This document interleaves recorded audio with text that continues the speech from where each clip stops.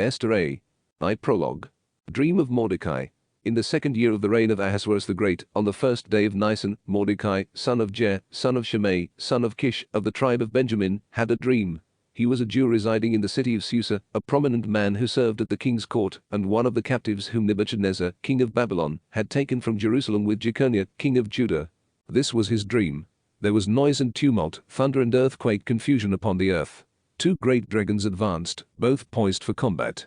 They uttered a mighty cry, and at their cry every nation prepared for war, to fight against the nation of the just. It was a dark and gloomy day. Tribulation and distress, evil and great confusion, lay upon the earth. The whole nation of the just was shaken with fear at the evils to come upon them, and they expected to perish. Then they cried out to God, and from their crying there arose, as though from a tiny spring, a mighty river, a flood of water. The light of the sun broke forth, the lowly were exalted, and they devoured the boastful. Having seen this dream and what God intended to do, Mordecai awoke. He kept it in mind, and tried in every way until night to understand its meaning. Mordecai thwarts an assassination. Mordecai lodged in the courtyard with Bigthan and Teresh, 2 eunuchs of the king who guarded the courtyard. He overheard them plotting, investigated their plans, and discovered that they were preparing to assassinate King Ahasuerus. So he informed the king about them.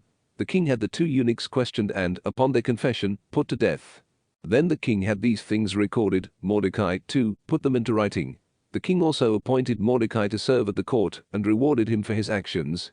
Haman, however, son of Hammedatha, a Baugean, who was held in high honor by the king, sought to harm Mordecai and his people because of the 2 eunuchs of the king.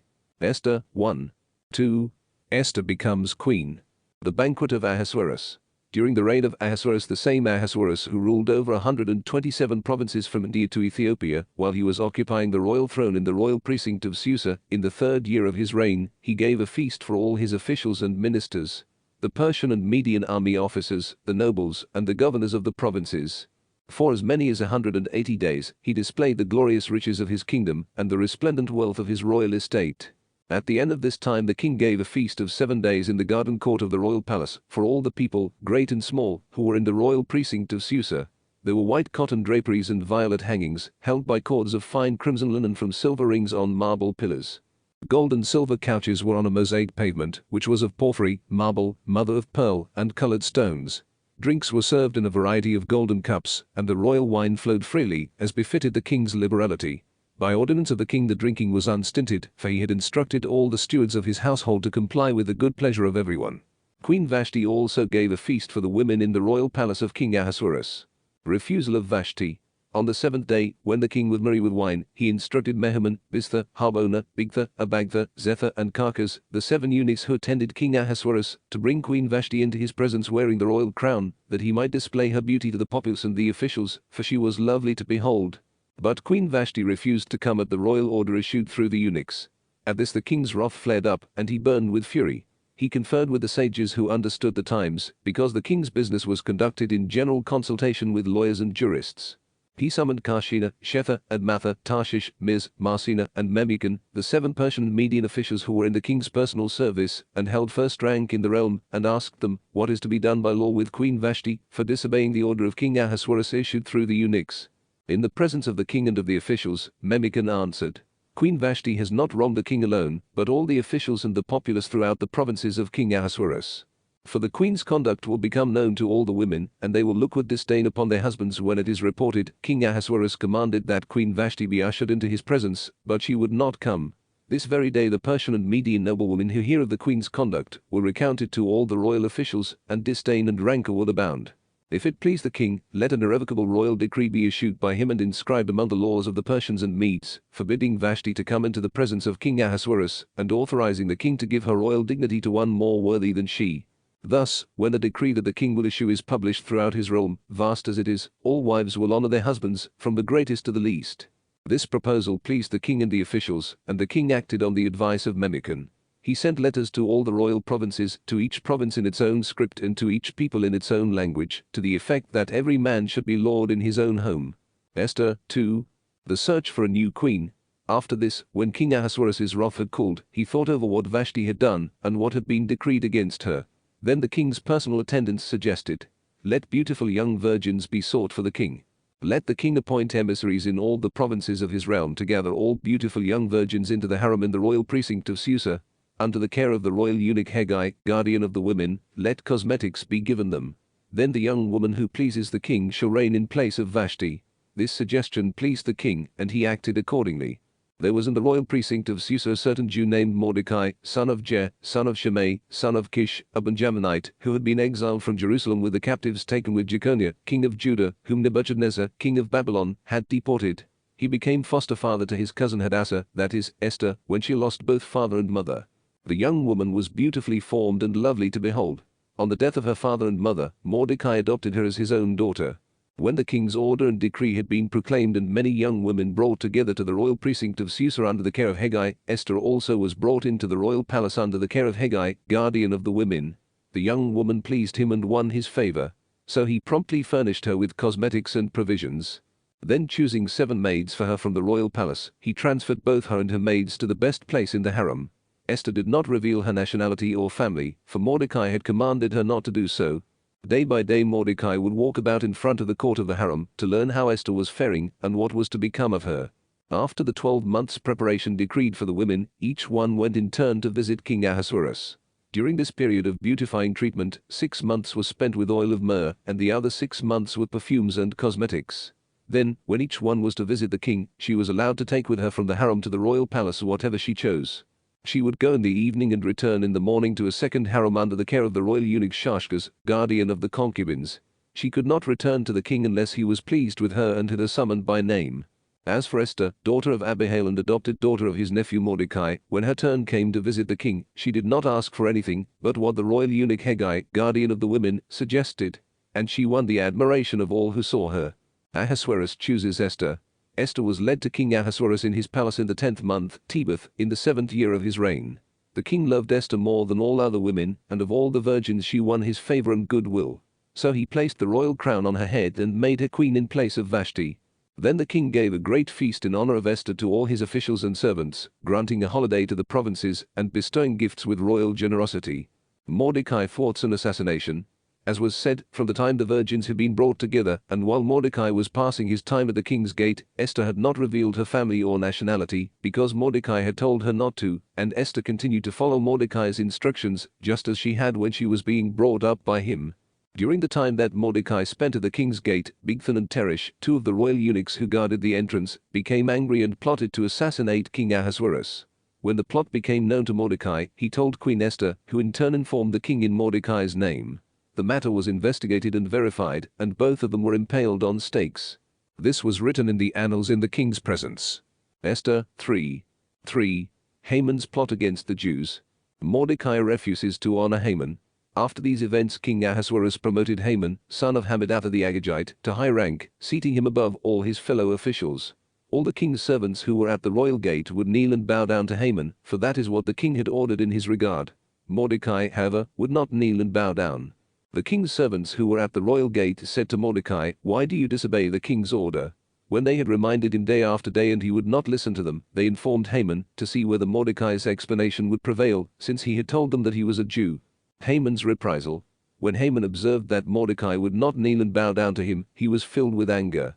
But he thought it was beneath him to attack only Mordecai. Since they had told Haman of Mordecai's nationality, he sought to destroy all the Jews, Mordecai's people, throughout the realm of King Ahasuerus. In the 1st month, Nisan, in the 12th year of King Ahasuerus, the pur, or lot, was cast in Haman's presence to determine the day in the month for the destruction of Mordecai's people on a single day, and the lot fell on the 13th day of the 12th month, Adar. Decree against the Jews. Then Haman said to King Ahasuerus, "Dispersed among the nations throughout the provinces of your kingdom, there is a certain people living apart. Their laws differ from those of every other people, and they do not obey the laws of the king, so it is not proper for the king to tolerate them. If it please the king, let a decree be issued to destroy them, and I will deliver to the procurators 10,000 silver talents for deposit in the royal treasury." The king took the signet ring from his hand and gave it to Haman, son of Hammedatha the Agagite, the enemy of the Jews. The king said to Haman, "The silver is yours, as well as the people, to do with as you please." So the royal scribes were summoned on the 13th day of the 1st month, and they wrote, at the dictation of Haman, an order to the royal satraps, the governors of every province, and the officials of every people, to each province in its own script, and to each people in its own language. It was written in the name of King Ahasuerus, and sealed with the royal signet ring. Letters were sent by couriers to all the royal provinces to destroy, kill and annihilate all the Jews, young and old, including women and children in one day, the 13th day of the 12th month, Adar, and to seize their goods as spoil. Esther b. This is a copy of the letter. The great King Ahasuerus writes to the satraps of the 127 provinces from India to Ethiopia, and the governors subordinate to them, as follows. When I came to rule many peoples and to hold sway over the whole world, not being carried away by a sense of my own authority, but always acting fairly and with mildness, I determined to provide for my subjects a life of lasting tranquility, and, by making my kingdom civilized and safe for travel to its farthest borders, to restore the peace desired by all people. When I consulted my counselors as to how this might be accomplished, Haman, who excels among us in discretion, who is outstanding for constant goodwill and steadfast loyalty, and who has gained a place in the kingdom second only to me, brought it to our attention that, mixed among all the nations throughout the world, there is one people of ill will, which by its laws is opposed to every other people, and continually disregards the decrees of kings, so that the unity of empire blamelessly designed by us cannot be established. Having noted, therefore, that this nation, and it alone, is continually at variance with all people, lives by divergent and alien laws, is inimical to our government, and does all the harm it can to undermine the stability of the kingdom, we hereby decree that all those who are indicated to you in the letters of Haman, who is in charge of the administration and is a second father to us, shall, together with their wives and children, be utterly destroyed by the swords of their enemies, without any pity or mercy, on the 14th day of the 12th month, Adar, of the current year, so that when these people, whose present ill will is of long standing, have gone down into Hades by a violent death on a single day, they may leave our government completely stable and undisturbed for the future. Esther 3. A copy of the decree to be promulgated as law in every province was published to all the peoples, that they might be prepared for that day. The couriers set out in haste at the king's command. Meanwhile, the decree was promulgated in the royal precinct of Susa. The king and Haman then sat down to drink, but the city of Susa was thrown into confusion. Esther 4. IV. Esther and Mordecai plead for help. Mordecai exhorts Esther. When Mordecai learned all that was happening, he tore his garments, put on sackcloth and ashes, and went through the city crying out loudly and bitterly, till he came before the royal gate, which no one clothed in sackcloth might enter. Likewise in each of the provinces, wherever the king's decree and law reached, the Jews went into deep mourning, with fasting, weeping, and lament. Most of them lay on sackcloth and ashes. Esther's maids and eunuchs came and told her. Overwhelmed with anguish, the queen sent garments for Mordecai to put on, so that he might take off his sackcloth, but he refused. Esther then summoned Hathach, one of the king's eunuchs whom he had placed at her service, and commanded him to find out what this action of Mordecai meant, and the reason for it. So Hathach went out to Mordecai in the public square in front of the royal gate, and Mordecai recounted all that had happened to him, as well as the exact amount of silver Haman had promised to pay to the royal treasury for the slaughter of the Jews. He also gave him a copy of the written decree for their destruction that had been promulgated in Susa, to show and explain to Esther. Hathach was to instruct her to go to the king and to plead and intercede with him on behalf of her people. Hathach returned to Esther and told her what Mordecai had said. Then Esther replied to Hathach and gave him this message for Mordecai. All the servants of the king and the people of his provinces know that any man or woman who goes to the king in the inner court without being summoned is subject to the same law, death. Only if the king extends the golden scepter will such a person live. Now as for me, I have not been summoned to the king for 30 days. When Esther's words were reported to Mordecai, he had this reply brought to her. Do not imagine that you are safe in the king's palace, you alone of all the Jews. Even if you now remain silent, relief and deliverance will come to the Jews from another source, but you and your father's house will perish. Who knows, perhaps it was for a time like this that you became queen. Esther sent back to Mordecai the response. Go and assemble all the Jews who are in Susa, fast on my behalf, all of you, not eating nor drinking night or day for 3 days. I and my maids will also fast in the same way. Thus prepared, I will go to the king, contrary to the law. If I perish, I perish. Mordecai went away and did exactly as Esther had commanded. Esther c. Prayer of Mordecai. Recalling all that the Lord had done, Mordecai prayed to the Lord and said, Lord, Lord, King and ruler of all, everything is in your power, and there is no one to oppose you, when it is your will to save Israel. You made heaven and earth and every wonderful thing under heaven. You are Lord of all, and there is no one who can resist you, the Lord. You know all things. You know, Lord, that it was not out of insolence or arrogance or desire for glory that I acted thus in not bowing down to the arrogant Haman. I would have gladly kissed the soles of his feet for the salvation of Israel. But I acted as I did so as not to place the honor of a mortal above that of God. I will not bow down to anyone but you, my Lord. It is not out of arrogance that I am acting thus. And now, Lord God, King, God of Abraham, spare your people, for our enemies regard us with deadly envy, and are bent upon destroying the inheritance that was yours from the beginning. do not spurn your portion, which you redeemed for yourself out of the land of Egypt. Hear my prayer, have pity on your inheritance and turn our mourning into feasting, that we may live to sing praise to your name, Lord. Do not silence the mouths of those who praise you. All Israel, too, cried out with all their strength, for death was staring them in the face. Prayer of Esther. Queen Esther, seized with mortal anguish, fled to the Lord for refuge.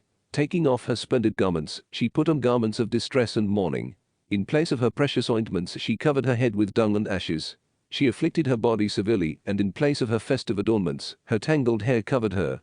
Then she prayed to the Lord, the God of Israel, saying, My Lord, you alone are our King. Help me, who am alone and have no help but you, for I am taking my life in my hand. From birth I have heard among my people that you, Lord, chose Israel from among all nations, and our ancestors from among all their forebears, as a lasting inheritance, and that you fulfilled all your promises to them. But now we have sinned in your sight, and you have delivered us into the hands of our enemies, because we worshipped their gods. You are just, O Lord. But now they are not satisfied with our bitter servitude, but have sworn an oath to their idols to do away with the decree you have pronounced, to destroy your inheritance, to close the mouths of those who praise you, to extinguish the glory of your house and your altar, to open the mouths of the nations to acclaim their worthless gods, and to extol a mortal king forever. Lord, do not relinquish your scepter to those who are nothing. Do not let our foes gloat over our ruin, but turn their own counsel against them, and make an example of the one who began this against us. Be mindful of us, Lord. Make yourself known in the time of our distress and give me courage, King of gods and ruler of every power. Put in my mouth persuasive words in the presence of the lion, and turn his heart to hatred for our enemy, so that he and his co-conspirators may perish. Save us by your power, and help me, who am alone and have no one but you, Lord. You know all things. You know that I hate the pomp of the lawless, and abhor the bed of the uncircumcised or of any foreigner. You know that I am under constraint, that I abhor the sign of grandeur that rests on my head when I appear in public. I abhor it like a polluted rag, and do not wear it in private. I, your servant, have never eaten at the table of Haman, nor have I graced the banquet of the king or drunk the wine of libations. From the day I was brought here till now, your servant has had no joy except in you, Lord, God of Abraham. O God, whose power is over all, hear the voice of those in despair. Save us from the power of the wicked, and deliver me from my fear. Esther D. Esther goes to Ahasuerus. On the third day, ending her prayers, she took off her prayer garments and arrayed herself in her splendid attire. In making her appearance, after invoking the all-seeing God and Savior, she took with her 2 maids. On the one she leaned gently for support, while the other followed her, bearing her train. She glowed with perfect beauty, and her face was as joyous as it was lovely, though her heart was pounding with fear. She passed through all the portals till she stood before the king, who was seated on his royal throne, clothed in full robes of state, and covered with gold and precious stones, so that he inspired great awe. As he looked up in extreme anger, his features fiery and majestic, the queen staggered, turned pale and fainted, collapsing against the maid in front of her. But God changed the king's anger to gentleness. In great anxiety he sprang from his throne, held her in his arms until she recovered, and comforted her with reassuring words. "What is it, Esther?" he said to her. "I am your brother. Take courage. You shall not die. This order of ours applies only to our subjects. Come near." Raising the golden scepter, he touched her neck with it, embraced her, and said, "Speak to me." She replied, "I saw you, my lord, as an angel of God, and my heart was shaken by fear of your majesty. For you are awesome, my lord, though your countenance is full of mercy." As she said this, she fainted. The king was shaken, and all his attendants tried to revive her. Esther 5. Now on the third day, Esther put on her royal garments and stood in the inner courtyard, looking toward the royal palace, while the king was seated on his royal throne in the audience chamber, facing the palace doorway. When he saw Queen Esther standing in the courtyard, she won his favor and he extended toward her the golden scepter he held. She came up to him and touched the top of the scepter. Then the king said to her, "What is it, Queen Esther? What is your request? Even if it is half of my kingdom, it shall be granted you." Esther replied, "If it please your majesty, come today with Haman to a banquet I have prepared." The king ordered, "Have Haman make haste to fulfill the wish of Esther." Haman's downfall. First banquet of Esther. So the king went with Haman to the banquet Esther had prepared. During the drinking of the wine, the king said to Esther, "Whatever you ask for shall be granted, and whatever request you make shall be honored, even if it is for half my kingdom." Esther replied, "This is my petition and request. If I have found favor with the king and if it pleases your majesty to grant my petition and honor my request, let the king come with Haman tomorrow to a banquet I will prepare, and tomorrow I will do as the king asks." Haman's plot against Mordecai. That day Haman left happy and in good spirits. But when he saw that Mordecai at the royal gate did not rise and showed no fear of him, he was filled with anger toward him. Haman restrained himself, however, and went home, where he summoned his friends and his wife Zeresh. He recounted the greatness of his riches, the large number of his sons, and how the king had promoted him and placed him above the officials and royal servants. Moreover, Haman added, Queen Esther invited no one but me to come with the king to the banquet she prepared. Again tomorrow I am to be her guest with the king. Yet none of this satisfies me as long as I continue to see the Jew Mordecai sitting at the royal gate. His wife Zeresh and all his friends said to him, have a stake set up, 50 cubits in height, and in the morning ask the king to have Mordecai impaled on it. Then go to the banquet with the king in good spirits. This suggestion pleased Haman, and he had the stake erected. Esther 6. Mordecai's reward from the king. That night the king, unable to sleep, asked that the chronicle of notable events be brought in. While this was being read to him, the passage occurred in which Mordecai reported Bigthan and Teresh, two of the royal eunuchs who guarded the entrance, for seeking to assassinate King Ahasuerus. The king asked what was done to honor and exalt Mordecai for this. The king's attendants replied, nothing was done for him. Who is in the court? The king asked. Now Haman had entered the outer court of the king's palace to suggest to the king that Mordecai should be impaled on the stake he had raised for him. The king's attendants answered him, Haman is waiting in the court. The king said, let him come in. When Haman entered, the king said to him, what should be done for the man whom the king wishes to reward? Now Haman thought to himself, whom would the king wish to honor more than me? So he replied to the king, for the man whom the king wishes to honor there should be brought the royal robe the king wore, and the horse the king rode with the royal crown. The robe and the horse should be given to one of the noblest of the king's officials, who must clothe the man the king wishes to reward, have him ride on the horse in the public square of the city, and cry out before him, this is what is done for the man whom the king wishes to honor. Then the king said to Haman, hurry, take the robe and horse as you have proposed, and do this for the Jew Mordecai, who is sitting at the royal gate. Do not omit anything you proposed. So Haman took the robe and horse, clothed Mordecai, had him ride in the public square of the city, and cried out before him, this is what is done for the man whom the king wishes to honor. Mordecai then returned to the royal gate, while Haman hurried home grieving, with his head covered. When he told his wife Zeresh and all his friends everything that had happened to him, his advisers and his wife Zeresh said to him, if Mordecai, before whom you are beginning to fall, is of Jewish ancestry, you will not prevail against him, but will surely be defeated by him. Esther's second banquet.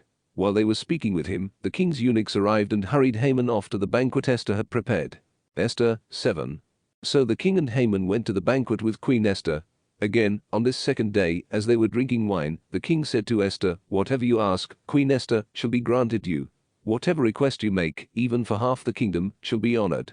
Queen Esther replied, if I have found favor with you, O king, and if it pleases your majesty, I ask that my life be spared, and I beg that you spare the lives of my people. For we have been sold, I and my people, to be destroyed, killed, and annihilated. If we were only to be sold into slavery I would remain silent, for then our distress would not have been worth troubling the king.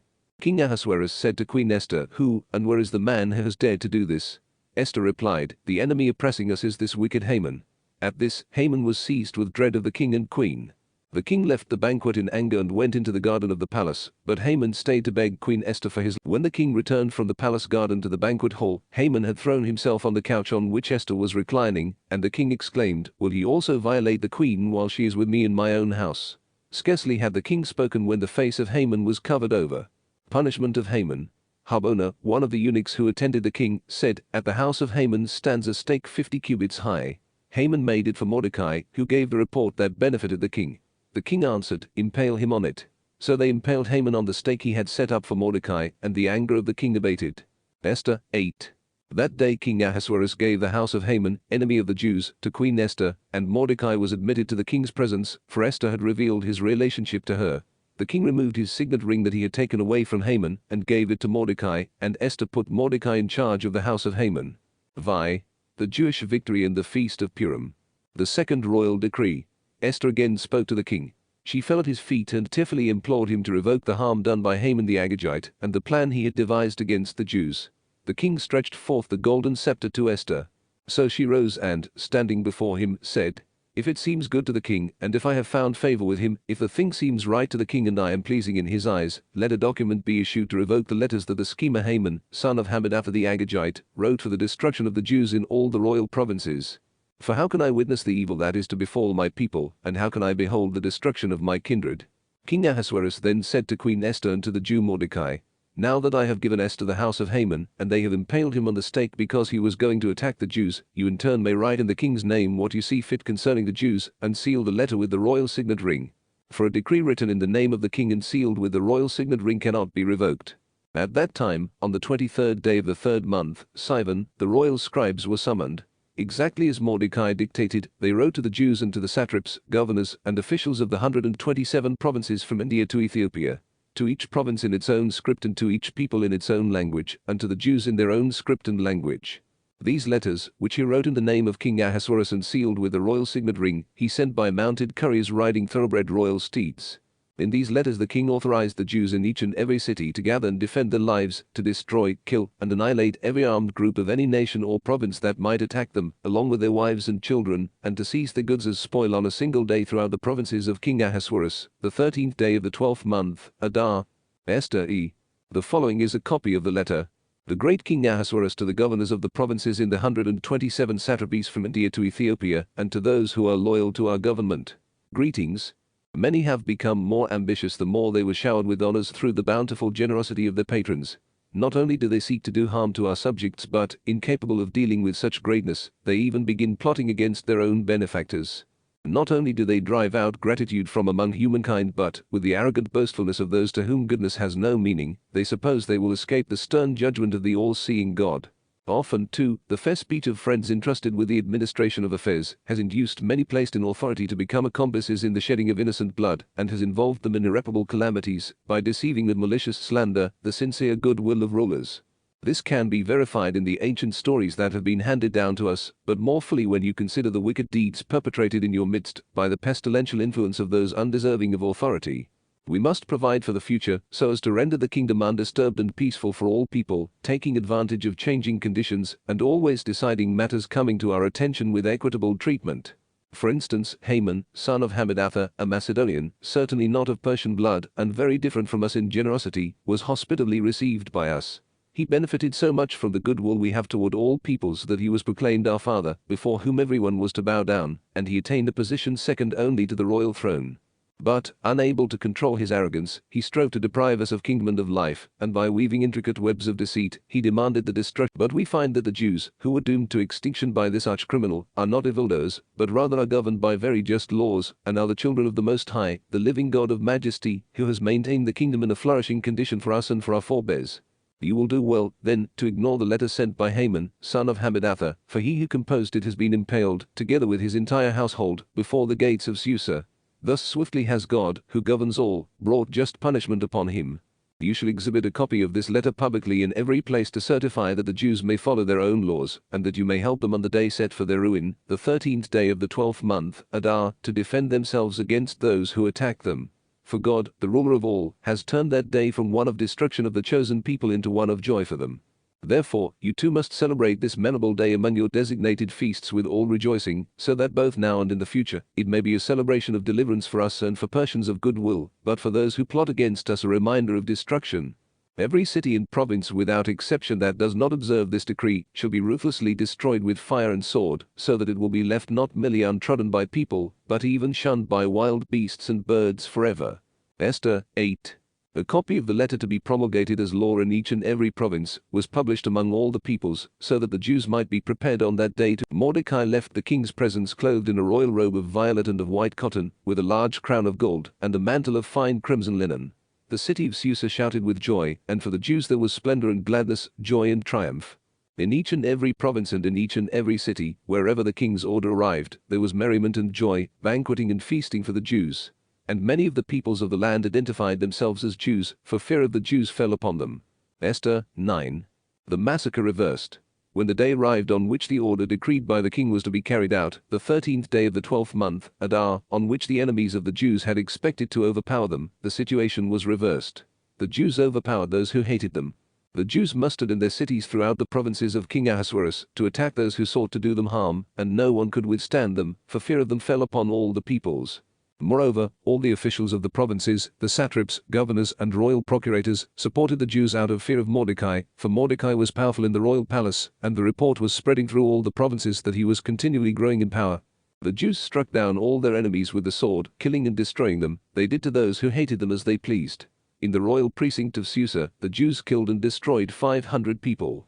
They also killed Parshandatha, Dalphon, Aspatha, Paratha, Adalia, Aridatha, Parmashta, Arisai, Aridai, and Visatha, the 10 sons of Haman, son of Hammedatha, the foe of the Jews. However, they did not engage in plundering. On the same day, when the number of those killed in the royal precinct of Susa was reported to the king, he said to Queen Esther, "In the royal precinct of Susa the Jews have killed and destroyed 500 people, as well as the 10 sons of Haman. What must they have done in the other royal provinces? You shall again be granted whatever you ask, and whatever you request shall be honored."